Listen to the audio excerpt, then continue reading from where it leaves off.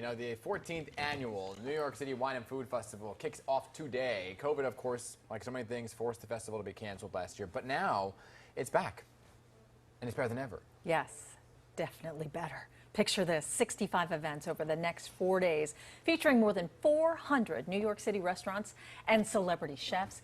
And here's the best part. It's all to combat food insecurity. Now, the mastermind behind this food and wine extravaganza is Lee Schrager, and he joins us this morning with a preview of what we can expect this weekend. Thanks so much for joining us this morning, Lee. Where are you outside? Good morning, guys. I am actually at the Intrepid, the pier at the Intrepid, where we are getting ready to kick off the Burger Bash tonight that Rachel Ray will host. And tomorrow night will be the home for Elvis Duran in the morning show. And Saturday night will be the Best of Gold Deli. And Sunday will be a barbecue hosted by Andrew Zimmern. So I'm at the right place. You are at the right place. But that's something new, right? Having it there at the Intrepid?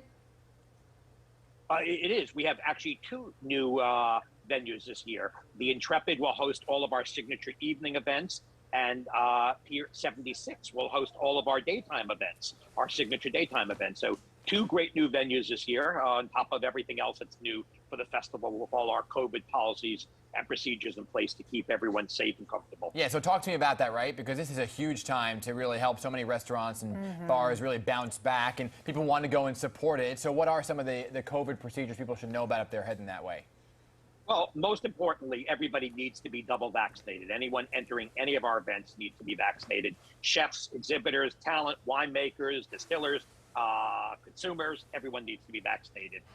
And if you've been to the festival in the past, you know these are large events where people wander all over. You'll see much more directional.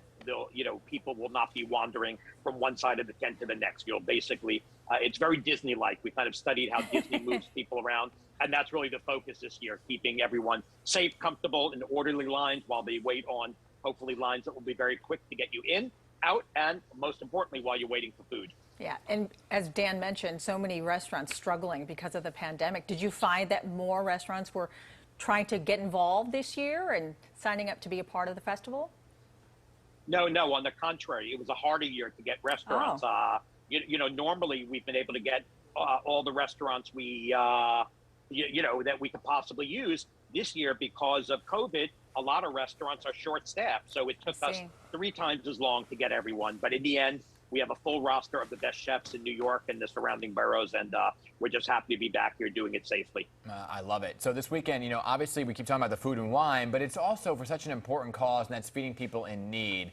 So for those who don't know, more than 1 million New Yorkers are experiencing food insecurity. How does the festival address that issue, and who are you supporting this year? Our two charities, the Food Bank for New York City has been our partner since year 1, 14 years ago.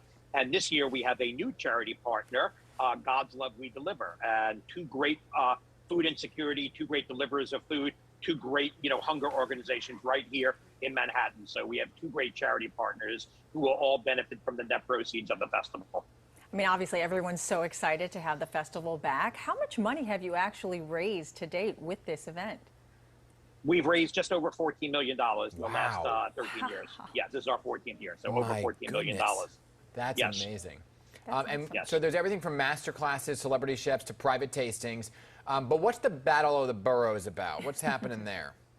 The Battle of the Boroughs is some of the best bartenders from all of the boroughs of New York competing to be awarded the best mixologist in the city, from all the boroughs. So I think we probably have a dozen bartenders competing for that title. It's being hosted by CNN's Anna Navarro. Will be hosting that event for us on Saturday night, late night event. It's all Bacardi products, so it should be a really fun event. First time we're doing it, and I think it's almost sold out, or will be sold out today.